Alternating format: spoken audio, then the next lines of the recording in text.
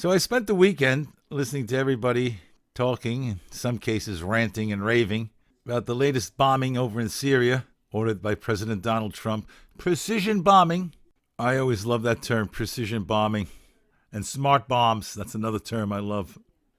The art of war has turned into a science. And as you all know, that is those who listen to me regularly. I listen to everybody. I listen to the alternative media. I listen to the mainstream media. I listen to the left. I listen to the right.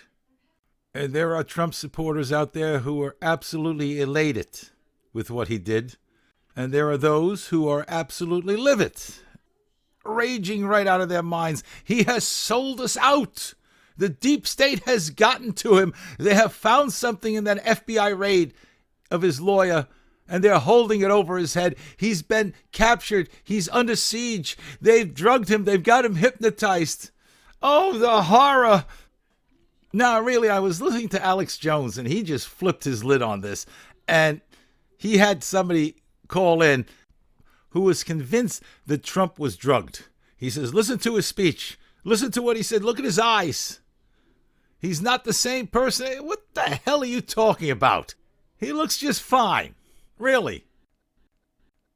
And then there's all this talk about World War III. We are closest to World War III than we were with the Cuban Missile Crisis. Oh, God, the end times are here. Halle fucking horseshit-lulia. Was it a red flag? Was it staged? Yeah. I mean, no, really. Assad's going to use chemical weapons when he's winning the war? No, really, seriously. Think about this, ladies and gentlemen. I mean, how many other people have said this? We are not at war with Russia. Vladimir Putin said so. No, really. He said this was an act of aggression. He didn't say an act of war.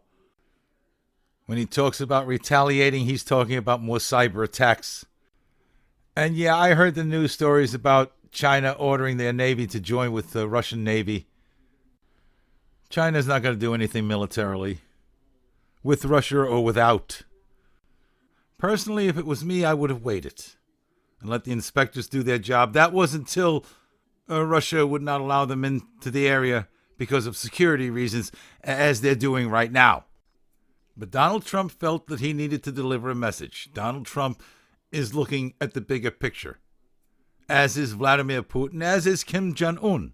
And maybe Donald Trump was sitting there saying, if I back down now, what's Kim Jong-un going to say? Will that bring him into the meeting that we're going to have, thinking he's got the upper hand on me?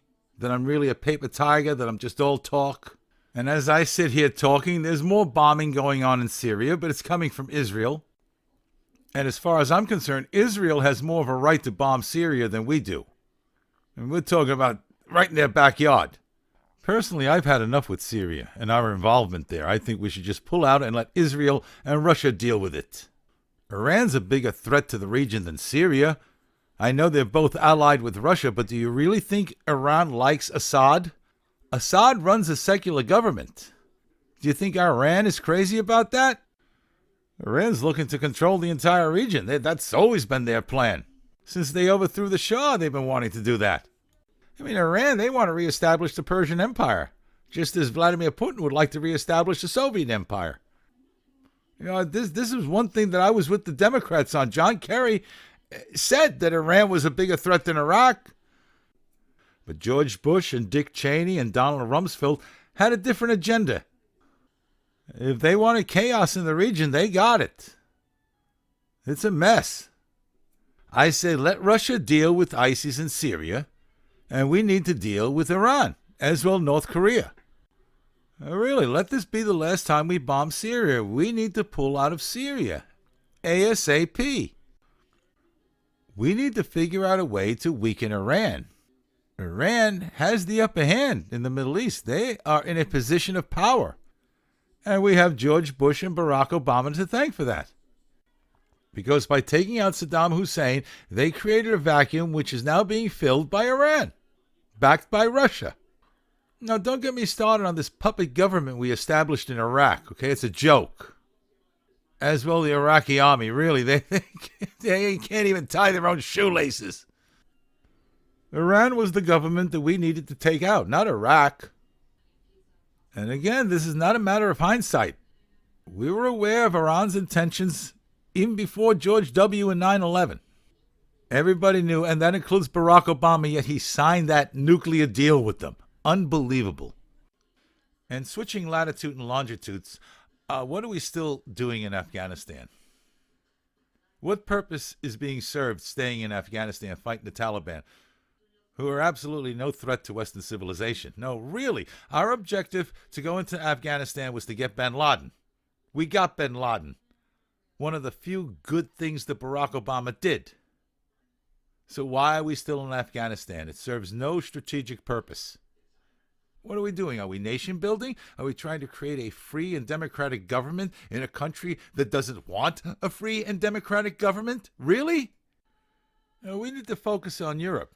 We need to drive radical Islam out of Europe, out of Western civilization, just drive them into the ocean. Just like bin Laden, they need to be shark bait. And that's not being accomplished keeping the troops in Afghanistan, and Syria for that matter.